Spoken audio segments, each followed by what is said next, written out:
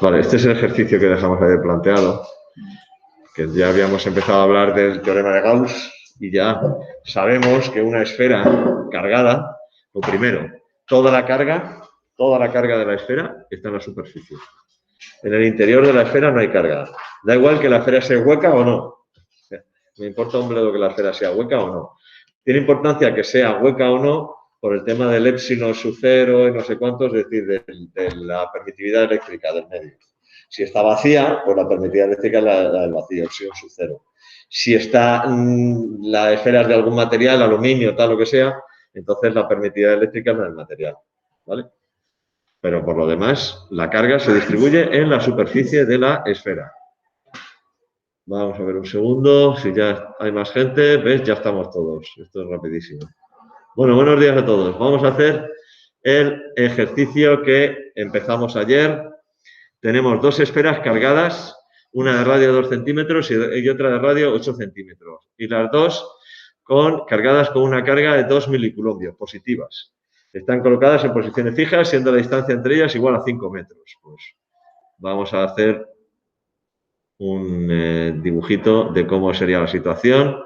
Esta puede ser la esfera de 2 centímetros y ahora ponemos por aquí una esfera de 8 centímetros, es decir, más grande que esa. Aunque las proporciones no sean las adecuadas, tengo estas dos esferas. Tengo esta esfera, las dos esferas se conectan. Tengo esta esfera. Esta es la esfera 1. ¿Vale? Que tiene radio 1, son 2 centímetros. 2 centímetros, que es 0,02 metros. La carga de la esfera 1 es de 2 milicoulombios. 2 milicoulombios, que son 2 por 10 a la menos 3 coulombios. La esfera 2 es esta, tiene un radio, este es el radio 1, un radio de 8 centímetros, que son 0,08 metros. Y una carga Q2, que también es 2 milicoulombios. 2 milicoulombios, que son 2 por 10 a la menos 3 coulombios. Las dos positivas, etcétera, etcétera, etcétera. Están separadas entre sí una distancia de 5 metros, de centro a centro. Es decir, de aquí a aquí, más o menos de centro a centro, hay 5 metros. Esta distancia es de 5 metros. ¿Vale? Y dice, las dos esferas se conectan usando un hilo conductor muy fino. Calcular la carga y el potencial de cada esfera después de conectarlas. Entonces, ¿qué ocurre cuando yo tengo, primero, cuando yo tengo dos esferas cargadas, o tengo una esfera con carga, ya vimos que como consecuencia del teorema de Gauss, etcétera, la carga está solo en la superficie de la esfera. Y que a efectos de generación de campo, una esfera cargada se comporta como una carga puntual situada en el centro de la esfera. Luego, el potencial de esta esfera, donde está la carga, esa carga está a un potencial que sería el mismo al que estaría si yo tuviese toda la carga concentrada en el centro. Es decir, el potencial inicial de la esfera 1 sería igual a K por la carga de la esfera 1 partido por radio 1. Ese es el potencial inicial que se encuentra esta esfera. Sería 9 por 10 elevado a 9 multiplicado por 2 por 10 a la menos 3 y dividido por 0,02, que es 2 por 10 a la menos 2. 2 por 10 a la menos 3 dividido por 2 por 10 a la menos 2 es 2 por 10 a la menos 1. Y 9 por 2, 18. 18 por 10 a la elevado a 8, que es 1,8 por 10 elevado a 7. No hace falta ni calculadora.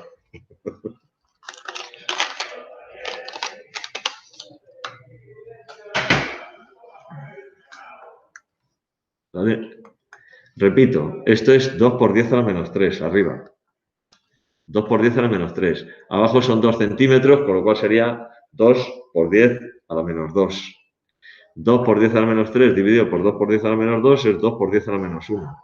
2 por 10 a la menos 1 por 9 por 10 elevado a 9 son 9 por 2, 18 por 10 elevado a 8. Es decir, esto es 18 por 10 elevado a 8, que es 1,8 por 10 elevado a 7. Perdón, 1,8 por 10 elevado a 9. A mí me sale en la calculadora 9 por 10 elevado a... Ah, perdón. Claro, perdón. Sí. Vale, espera. Es que se me ha olvidado el 2. 2 por 10 a la menos 3 dividido por 2 por 10 a la menos 1 es 10 por 10 a la menos 1 es 10 a la menos 1. Luego esto es 9 por 10 elevado a 8. 9 por 10 elevado a 8 voltios. ¿Vale? El potencial inicial en el que se encuentra o el que se encuentra la esfera 2 es igual a K carga de la esfera 2 partido por el radio 2, es decir, 9 por 10 elevado a 9, la carga 2 por 10 a la menos 3, y esto es 0,08. Y este ya, hacerlo sin calculadora, pues sería 2 por 10 a la menos 2, 2 octavos, es un cuarto. 9 partido por 4, no fácil.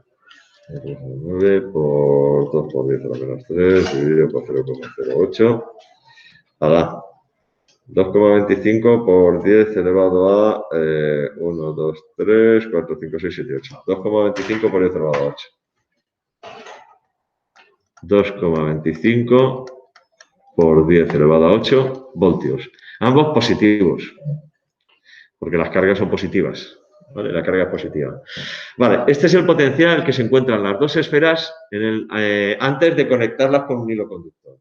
Ahora cojo y conecto las dos esferas con un hilo conductor. Este es el hilo conductor y conecto las dos esferas. ¿Qué ocurre cuando conecto las dos esferas con hilo conductor? Como es un hilo conductor que no almacena carga, tiene capacidad despreciable, entonces automáticamente las dos esferas tienen que igualar sus potenciales. ¿Vale? Porque, ¿sabéis? ¿Recordáis algo de circuitos de corriente continua, de las resistencias, las asociaciones de resistencias, la diferencia de potencial entre dos puntos de un circuito? Si yo tengo en un circuito dos puntos que están entre sí unidos por un conductor, la diferencia de potencial es cero. O sea, hay diferencia potencial entre los extremos de una resistencia, pero de un punto del conductor a otro punto del conductor, si no hay nada en medio, la diferencia potencial es cero, no hay caída de potencial ahí. Por tanto, cuando yo conecto las dos esferas, los potenciales se tienen que igualar. Es decir, el potencial final de la esfera 1, después de conectarlas, voy a ir ahora ya al apartado A, porque es lo que me están preguntando. Apartado A, después de conectar las esferas, el potencial final de la esfera 1 tiene que ser igual al potencial final de la esfera 2. ¿Vale? ¿Qué es lo que ocurre? Lo que ocurre es que la carga que tienen las esferas se redistribuye entre las esferas de tal manera que hay un trasvase de carga de una esfera a otra hasta que los potenciales de las esferas se igualan. Es decir, hasta que se alcanza esta situación. Potencial final de la esfera 1 sería K por carga final o carga prima de la esfera 1 partido por radio 1 es igual a K por carga prima de la esfera 2 partido por radio 2. La carga prima es la carga final después de conectarlas. Entonces, efectivamente, las dos K se me van porque es la misma y lo que me queda es esto. Q'1 partido por R1 es igual a Q'2 partido por R2. La carga neta del conjunto de dos esferas permanece constante, es decir, la carga total es igual a Q1 más Q2, como permanece constante, es también igual a Q'1 más Q'2. ¿Vale?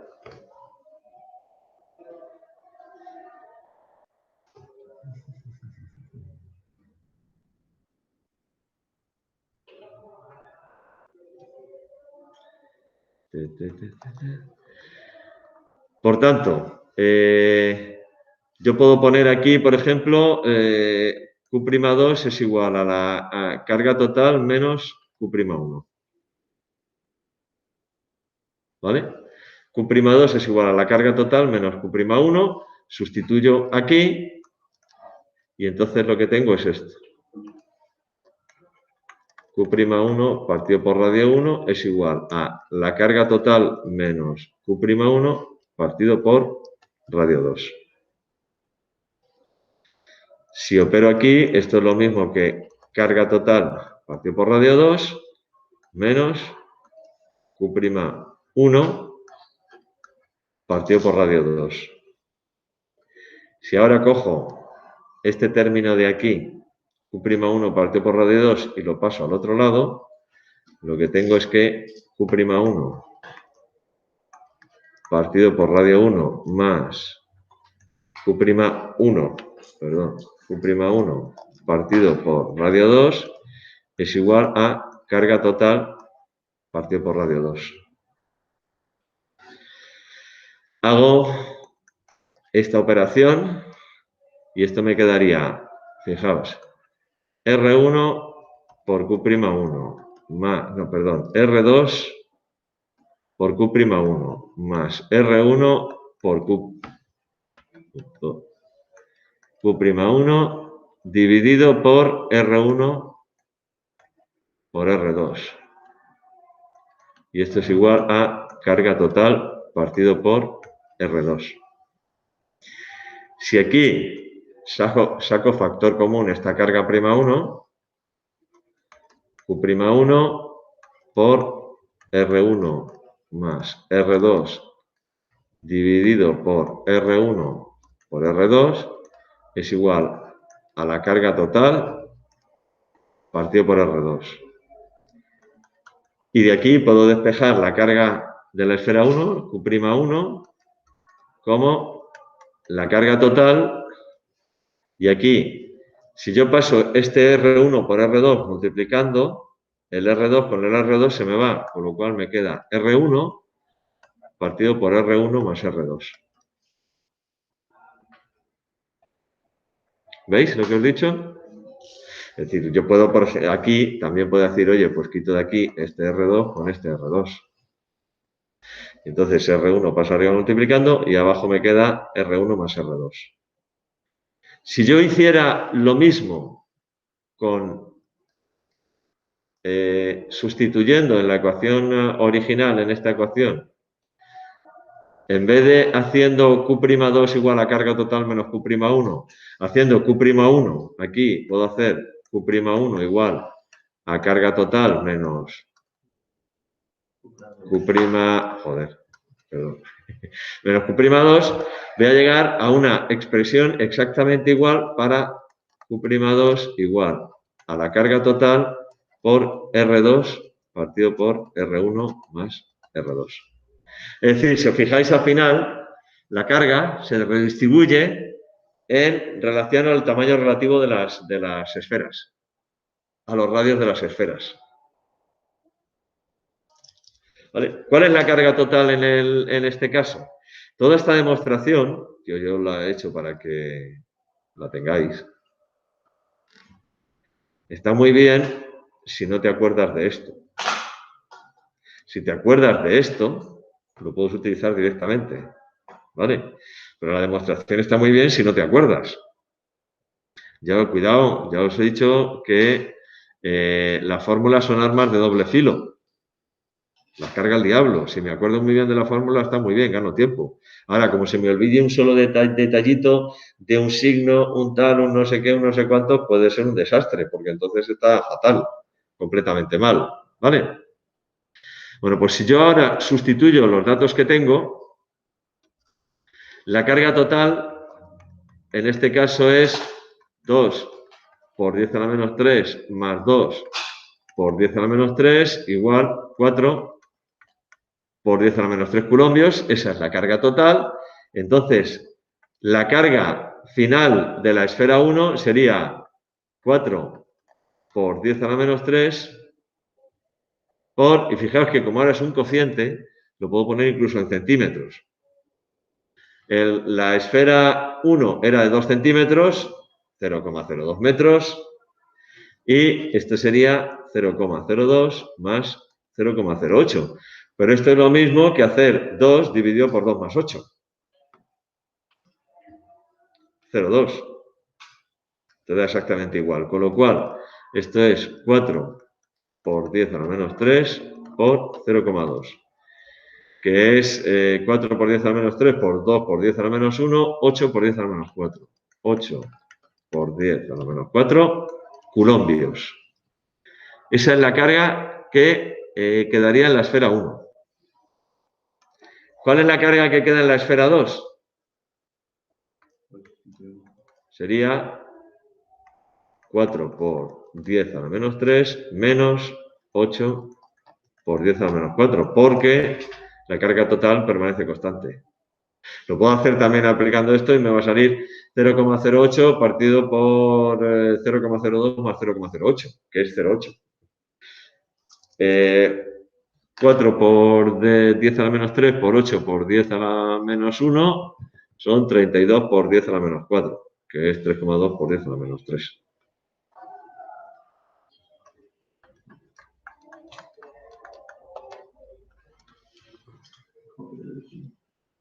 Vale. 3,2 por 10 a la menos 3 coulombios. Fijaos que mientras que la esfera 1 tenía 2 por 10 a la menos 3 coulombios, 2 minicoulombios, y estaba a un potencial de 9 por 10 elevado a 8 voltios, bueno, pues parte de la carga de la esfera 1 se ha ido a la esfera 2. En realidad, como lo que se ha traspasado es carga positiva, lo que ha ocurrido en realidad es que ha habido electrones de la esfera 2 que se han ido hacia la esfera 1. Porque las cargas positivas no se mueven las cargas negativas nada más. Pero bueno, ha habido un trasvase de carga, en este caso de carga positiva, desde la esfera 1 hacia la esfera 2. Quedándome estas cargas en la esfera 1, una carga de 8 por 10 a la menos 4 coulombios, en la esfera 2. A ver, esto lo he puesto al revés. Esto lo he puesto al revés. Le he puesto el número arriba, Q'2. O sea, la carga pasa de la 1 a la 2. Sí, la carga positiva. En este caso ha habido un trasvaso de carga positiva desde la esfera 1 hacia la esfera 2. Fíjate que la esfera 1 tenía 2 milicoulombios, 2 por 10 a la menos 3, y ahora tiene 0,8 por 10 a la menos 3. 8 por 10 a la menos 4. Y la otra tenía 2 por 10 a la menos 3 y ahora tiene 3,2 por 10 a la menos 3.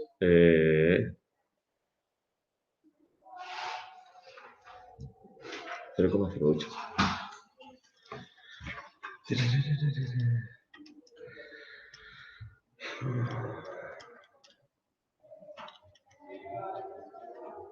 Ocho por 10 a la menos 4. 3,2 por 10 a la menos 3. Vale. Está todo bien, ya no me fío de mí. Vale. Me preguntaban en el apartado A, las dos esferas se conectan desde calcular la carga y el potencial de cada esfera después de conectarlas. Vale, la carga ya la tengo. La carga son 8 por 10 a la menos 4 y 3,2 por 10 a la menos 3. Y ahora, el potencial, como es el mismo en las dos, pues, por ejemplo, calculo V'1. Voy a calcular desde la esfera 1 igual a V'2. Voy a calcularlo primero, sería K por Q'1 partido por R1, es decir, 9 por 10 elevado a 9. Q'1 es 4 por 10 a la menos 4, 4 por 10 a la menos 4, y esto dividido por 0,02.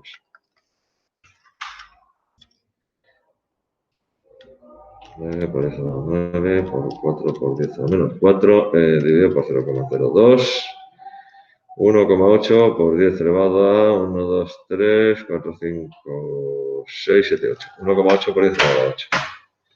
Es igual a 1,8 por 10 elevado a 8 voltios, igual a V'2. Es el mismo en las dos esferas. 1,8 por 10 elevado a 8 voltios. Las dos esferas se quedan al final al mismo potencial. Vale, y luego ya la segunda parte del ejercicio, la segunda y la tercera, es un cálculo de un campo, calcular el campo eléctrico en el punto medio del segmento del que las separa después de conectarlas y calcular la fuerza repulsiva entre ellas después de conectarlas. Entonces, en el punto medio del segmento, en este punto, tengo el campo creado por la esfera 1, tengo el campo creado por la esfera 1, que es así. Este sería el campo creado por la esfera 1, sería así. Y tengo el campo creado por la esfera 2. La esfera 2 es la que tiene más carga de las dos, con lo cual el campo creado por la esfera 2 sería así.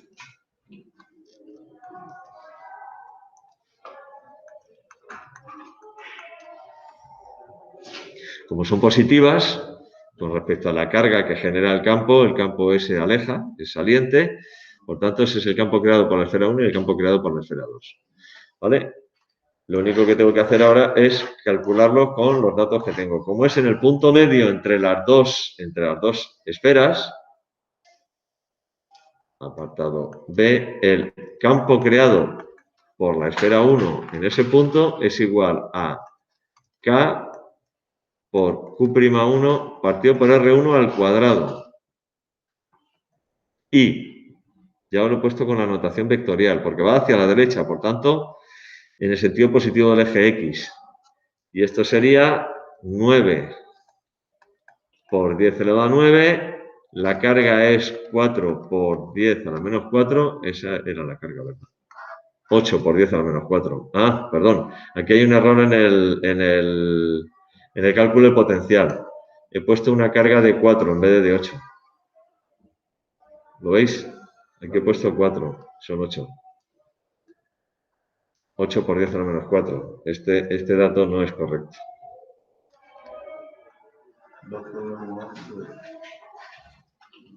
Esto es 9 por 10 elevado a 9 por 8 por 10 a la menos 4. Claro, tienes que multiplicar por 2. 3,6, ¿no? Por 10 elevado a 8. Lo tengo que multiplicar por 2. 3,6 por 10 elevado a 8 voltios, ¿vale? Había un error porque he cogido un dato equivocado ya. Vale, pues aquí voy a hacerlo bien y en vez de coger esto, cojo el dato correcto que son 8 por 10 a la menos 4 dividido por 0,02, ojo, ahora al cuadrado, que es campo. Y esto, y luego sería 9 por 10 a la 9 por 8 por 10 a la menos 4 dividido por 0,02 al cuadrado. Me sale 1,8 por 10 elevado a 10.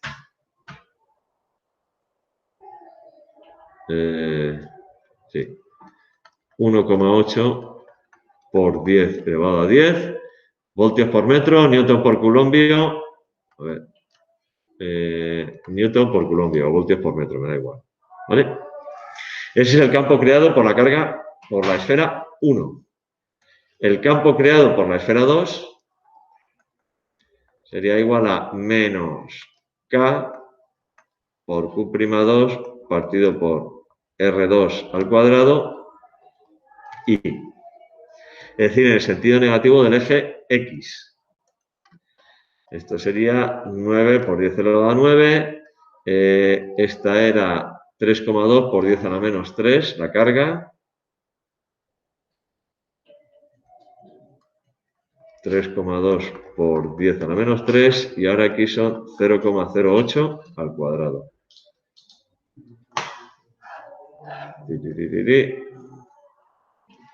Esto menos y esto y. 9 por 10 a la 9 por 3,2 por 10 a la menos 3 dividido por 0,08 al cuadrado. El campo sería a la 1, 2, 3, 4, 5, 6.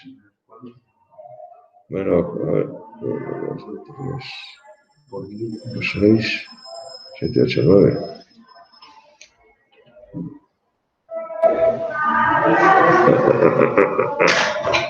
Perdón, joder, no puede ser. ¿Dónde está el fallo?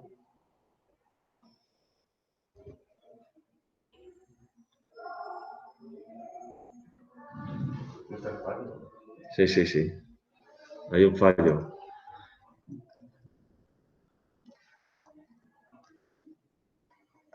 La distancia es al punto medio entre las dos esferas, no el radio de la esfera. Estoy yo también de esto. Estos son 2,5 metros. 2,5 al cuadrado.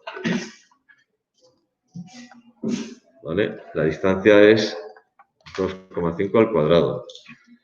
Eso significa que estaban mal los dos. 9 por 10 elevado a 9 por 8 por 10 a la menos 4 dividido por 2,5 al cuadrado.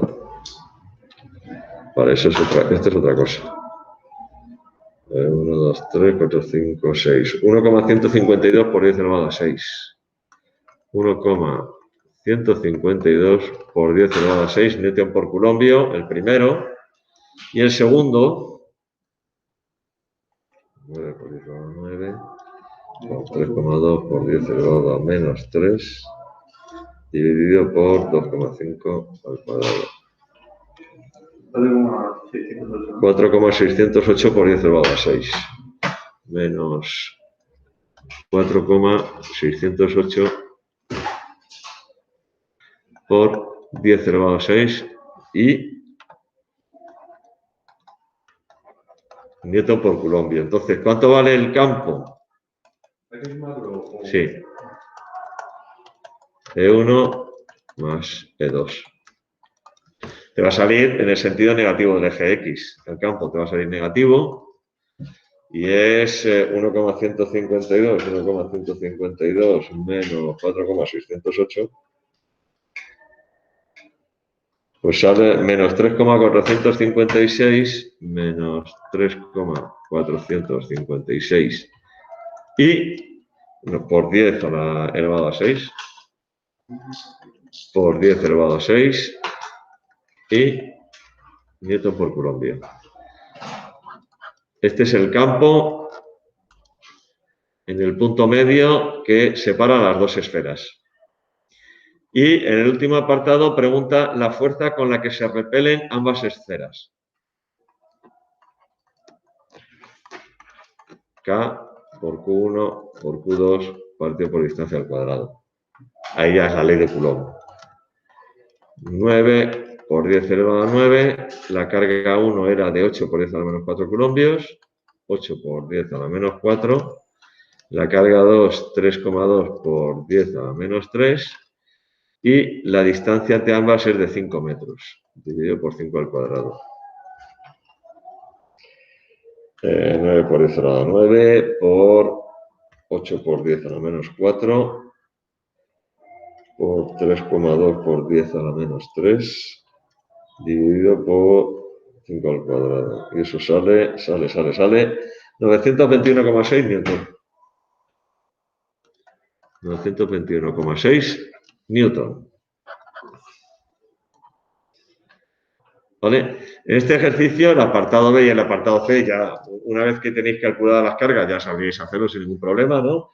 Es un cálculo de un campo generado por una distribución, en este caso, discreta, dos cargas, teniendo en cuenta que además las cargas, a efectos de generación de campos, como si fueran cargas puntuales situadas en el centro de las esferas. Y la parte novedosa es el cálculo de la carga residual que queda en cada esfera y del potencial final de cada esfera, que siempre, en el caso de esferas cargadas, se hace igual, siempre, siempre. Al final, la carga total del sistema permanece constante, la carga neta no se modifica, es la misma antes y después de conectarlas, y lo que ocurre es que después de conectadas, los potenciales se igualan. Y al igualar los potenciales, lo que puedo obtener es una relación de la carga final de cada una de las esferas con la carga neta del conjunto. Y vemos que la carga residual que queda en cada esfera depende de la relación del radio de esa esfera con la suma de los radios de las dos. Para la esfera 1, carga total por radio 1 partido por la suma de los radios. Para la esfera 2, carga total por radio 2 partido por la suma de los radios. Es decir, la esfera más grande tiene más carga. La esfera más pequeña tiene menos carga. ¿Vale? Ya está. ¿Cuánto? Pues hasta que los potenciales se igualan. Y al final los potenciales de las dos esferas son iguales. ¿Vale? Bueno, ¿dudas? Tendréis que repetirlo, hacer algunos más, etc. Hay unos cuantos. Vale, vamos a seguir viendo aplicaciones del teorema de Gauss. Teorema de Gauss 2.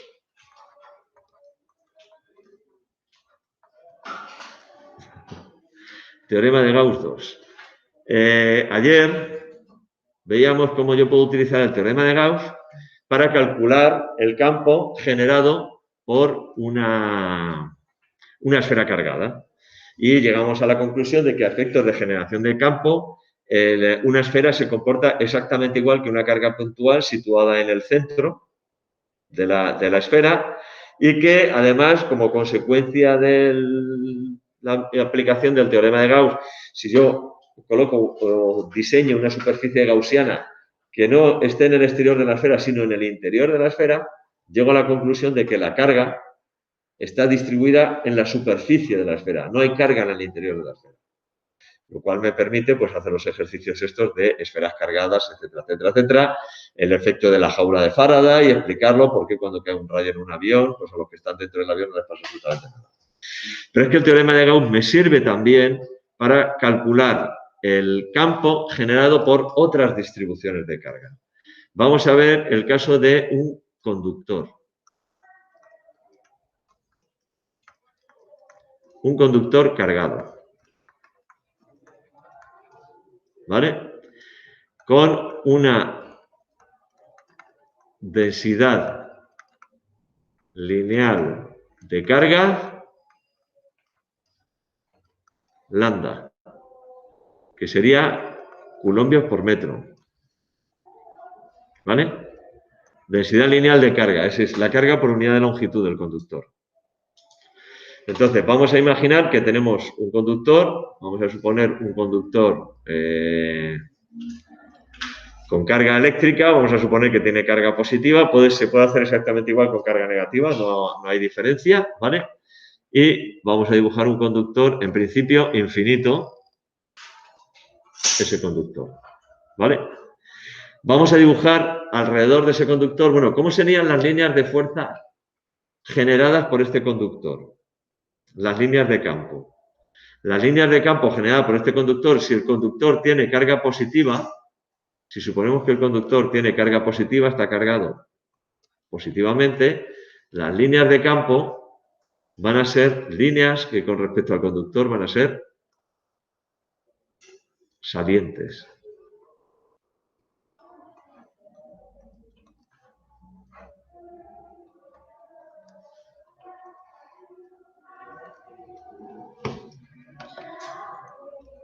Esas son las líneas de campo.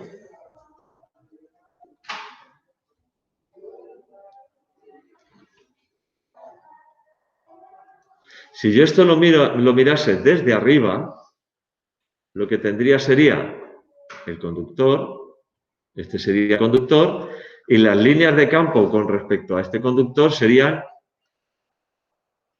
forma radial.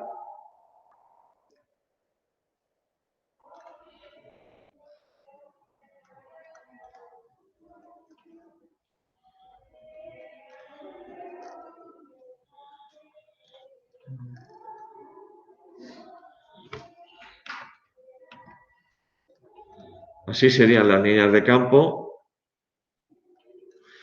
con respecto a este conductor, ¿vale? Bueno, pues ahora tengo que dibujar una superficie gaussiana alrededor del conductor que me facilite aplicar el teorema de Gauss. La superficie que voy a dibujar va a ser un cilindro. Voy a intentar que el cilindro me quede... Anda, mira, aquí tengo un cilindro. Voy a intentar que el cilindro me quede lo mejor posible. A ver, vamos a ver. Ahora lo colocaré en su sitio. Un cilindro, bueno, no me gusta mucho el dibujo, pero vale. Esta es la superficie gaussiana que voy a dibujar. Un cilindro. No me gusta. No me gusta este cilindro porque no se ve bien lo que yo quiero. a la basura. ¿Dónde está esto? Aquí. Siempre fuera. No me gusta este cilindro.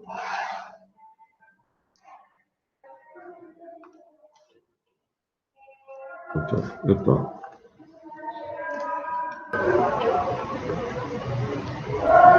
Este me gusta más.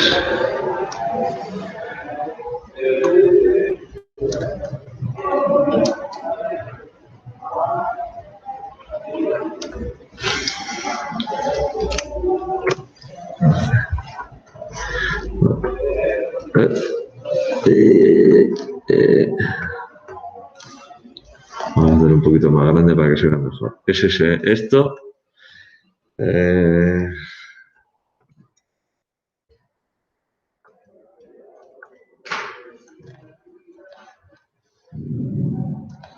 Este ahora lo pongo aquí. O lo intento hacer medio bien.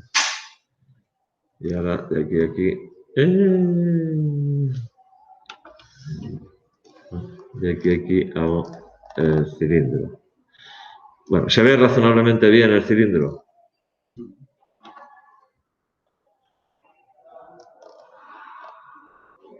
Vale, esta es mi superficie gaussiana.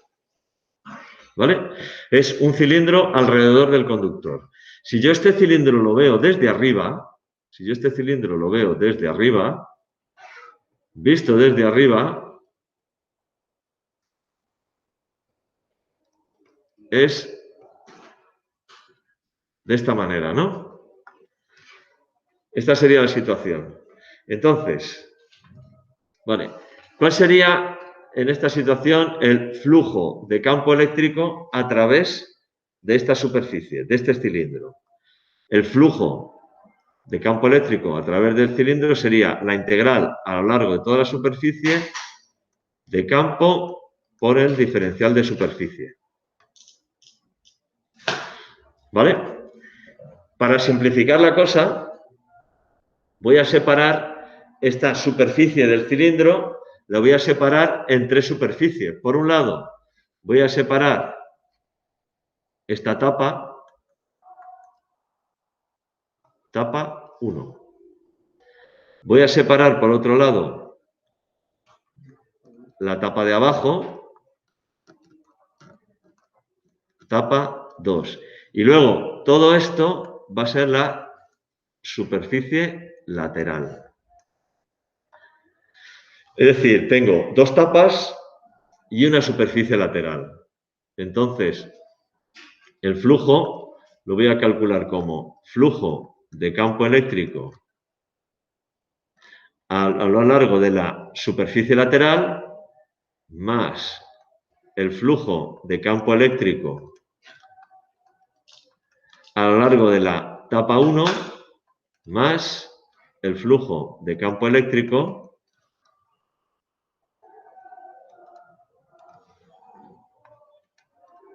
a lo largo de la tapa 2. ¿Vale? ¿Cómo son los vectores superficie en el caso de la superficie lateral y de las tapas? Lo voy a dibujar los vectores superficie en verde. Si yo cojo aquí un vector, un trozo de superficie cualquiera, aquí, un trozo de superficie que me coja así, un trocito de la superficie lateral, el vector superficie va a ser así. Diferencial de superficie lateral. ¿Vale? El vector superficie en esta tapa va a ser así. Diferencial de superficie en la tapa. Y el vector superficie en esta tapa va a ser así. Diferencial de superficie en la tapa. Es en la tapa 1 y en la tapa 2. Pero el diferencial de superficie también sería en el otro lado hacia el otro. Sí, saliente. No, perdón. Aquí, en este lado, sería hacia allá. Saliente. Saliente, ¿vale?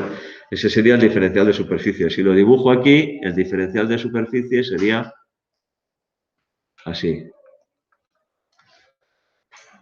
¿Vale? visto desde arriba. Entonces, fijaos, ¿qué ocurre en la etapa 1 y en la etapa 2?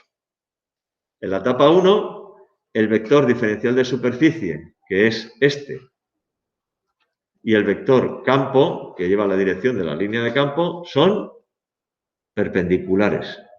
¿Cuánto vale el producto escalar de dos vectores perpendiculares?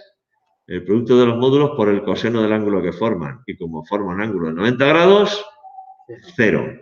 Es decir, ¿cuántas líneas de campo atraviesan la tapa? Ninguna. Si las líneas de campo son paralelas, son como radiantes, ¿no? Radiantes desde el conductor, no hay ninguna línea de campo que atraviese esta tapa, porque todas las líneas de campo van hacia allá. Por tanto, el flujo a través de esta tapa, este flujo, es 0. Por el mismo motivo, el flujo a través de la tapa 2 también es 0. Porque el vector superficie y el vector campo son perpendiculares. Aquí, diferencial de S es perpendicular al campo. Y por el mismo motivo, el flujo a lo largo de la etapa 2 también es 0. Esos dos flujos son 0. Por tanto, al final, el flujo a través del cilindro me queda como la integral a lo largo de la superficie lateral de E por diferencial de S. ¿Y cómo son el vector campo y el vector diferencial de superficie aquí en la superficie lateral? Aquí son paralelos. Como son paralelos, el producto escalar es el producto de los módulos por el coseno del ángulo que forman, pero en este caso el coseno es 0. Con lo cual, ese producto es igual al producto de los módulos, es decir, esto yo lo puedo poner como integral de E por diferencial de S y quitarles el sombrerito a lo largo de la superficie lateral.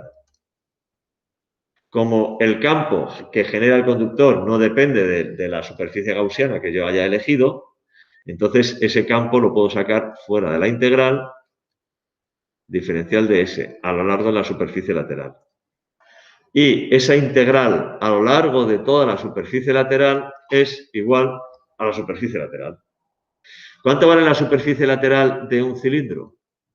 Esto sería E por 2pi r, que es la longitud de la circunferencia. El cilindro tiene este radio, ese es el radio del cilindro, 2pi r por L, que es la altura del cilindro. La altura del cilindro es la longitud de conductor que coge la... de aquí a aquí. La longitud de conductor cogida por la superficie gaussiana. Esta es L. Por tanto, la superficie es 2πr por L. Bueno, pues este es el flujo. Pero de acuerdo con el teorema de Gauss, ese flujo es igual a la carga encerrada partido por epsilon sub 0. ¿Vale? Y esa carga encerrada es igual al producto de la longitud por la densidad de carga longitudinal. La densidad de carga longitudinal es igual a la carga, vamos a poner, sí, es igual a la carga partido por la longitud en coulombios por metro. Es la densidad de carga longitudinal del conductor, que es lo que os decía al principio. Un conductor cargado con una densidad longitudinal o lineal de carga de lambda coulombios por metro. ¿Vale? Bueno, pues entonces yo puedo sustituir aquí, puedo sustituir aquí y decir campo por 2pi r L es igual a la carga encerrada, que es lambda por L partido por epsilon sub 0. Y de entrada, pues... Pero, ¿por qué es lambda por L? A ver, es la carga encerrada por la superficie. ¿Vale? La carga encerrada por la superficie es la carga que tiene este trozo de conductor, que va desde aquí hasta aquí. La carga que hay en el conductor que va desde aquí hasta aquí. Ese trozo de conductor cuya longitud es L. Si este conductor tiene una densidad longitudinal de carga de lambda, que es la carga partido por unidad de longitud, despeja aquí carga, lambda por longitud.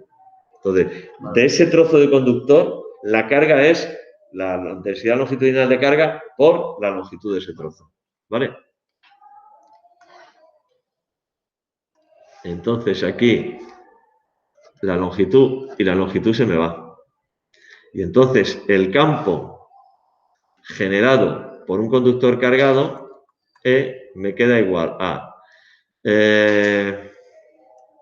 lambda partido por 2 pi r epsilon sub 0. Vale, ¿recordáis cuánto valía K? K es igual a 1 partido por 4 pi epsilon sub 0 para el vacío. Y esto es 9 por 10 elevado a 9. Esto es la constante de la gravitación. Entonces, fijaos, si yo multiplico arriba y abajo por 2, al final lo que tengo es 1 partido por 4 pi epsilon sub 0, 2L partido por R. 2L, 2 lambda partido por R. ¿Vale? O lo que es lo mismo, K por 2 lambda partido por R. Esta es la expresión del campo generado por un hilo conductor de longitud infinita. Fijaos que la longitud no interviene ahí para nada. Lo que interviene es la densidad lineal de carga, la densidad longitudinal de carga. ¿Vale? Y fijaos en otro detalle. El campo generado por un conductor cargado no disminuye con el cuadrado de la distancia, disminuye con la distancia. ¿Cómo repite? La expresión del campo generado por una carga es K por Q partido por R cuadrado.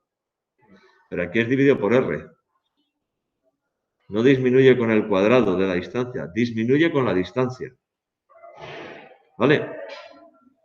El campo generado por un conductor no disminuye con el cuadrado, disminuye con la distancia.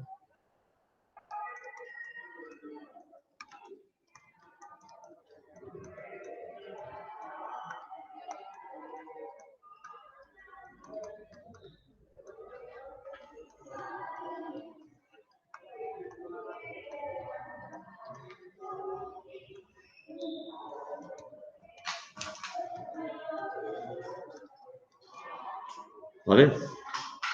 Disminuye con la distancia, no con el cuadrado. Próximo día vemos cómo se calcula, utilizando el teorema de Gauss, el campo generado por una placa cargada, no por un conductor, sino por una placa, y qué es lo que ocurre cuando lo que tengo son dos placas. ¿Vale? Y así ya introducimos los condensadores. Pues venga, esto lo cierro. Aquí dejo de grabar. Detengo la grabación.